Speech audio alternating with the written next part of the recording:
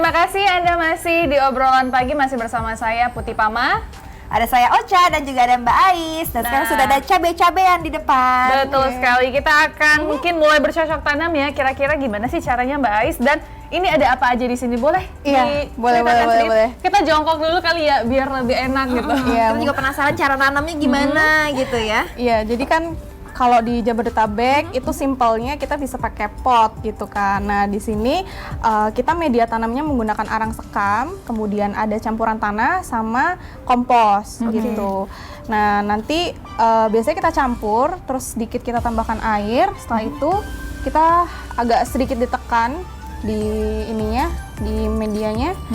Kemudian ini saya udah siapkan bibit. Nah ini sebenarnya kalau di lapangan bibit itu dipindah tanamkan tidak sebesar ini, tapi karena di sini biar kelihatan gitu, jadi kita bawakan yang cukup besar gitu. Biasanya umur 35 HSS atau hari setelah semai sampai 40 itu kita udah bisa pindah tanam biasanya gitu.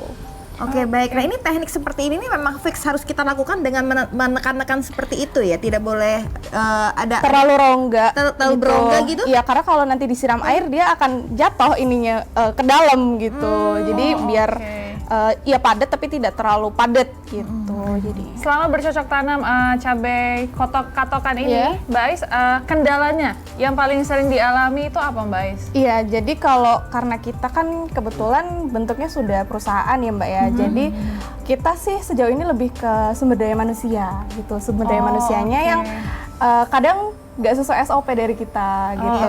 Dan kalau seperti cuaca itu kan memang sudah yang harus kita selalu hadapi setiap tahunnya. Jadi kalau saat ini sih kita sudah bisa mengatasinya gitu. Berarti salah satu kendalanya adalah cuaca ya. Berarti kalau misalnya sering hujan gini, pernah gagal panen nggak Mbak Ais? Ya, sering.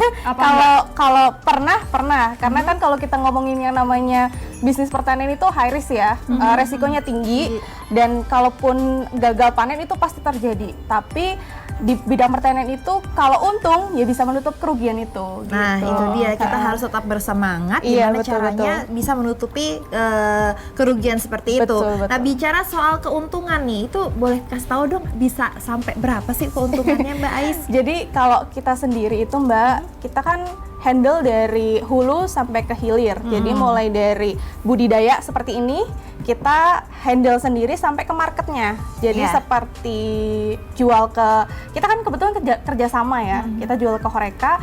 Kalau di kebun, kita jual harganya flat, seharga 20.000 per kilonya.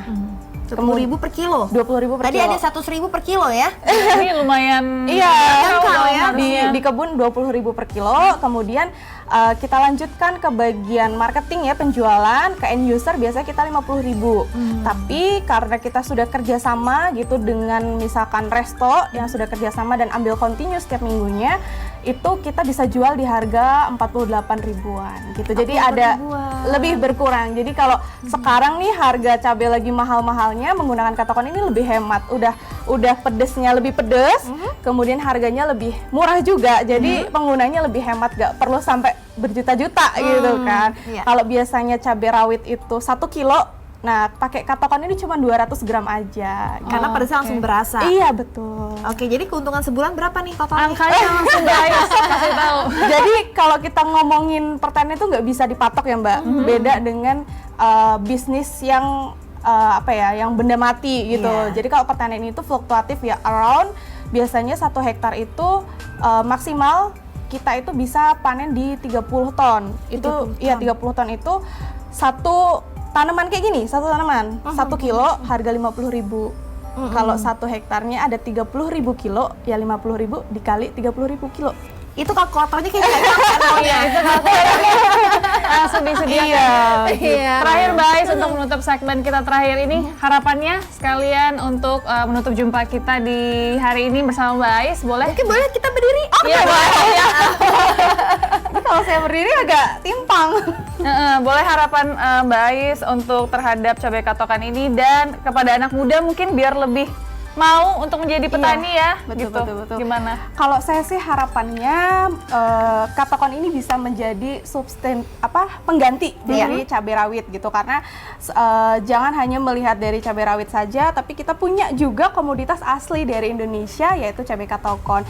Dan tentu banyak sekali kelebihan-kelebihan, salah satunya tingkat kepedasannya dan harganya juga lebih terjangkau gitu. Jadi ini solusi pilihannya. Dan untuk harapan dari teman-teman seumuran saya ya, anak-anak muda gitu, jangan takut untuk terjun di bidang pertanian, apalagi kalau mindsetnya masih kotor-kotoran dan nggak ada uangnya, nggak ada untungnya. Nah, sedangkan pertanian ini sangat menjanjikan dan sangat menguntungkan.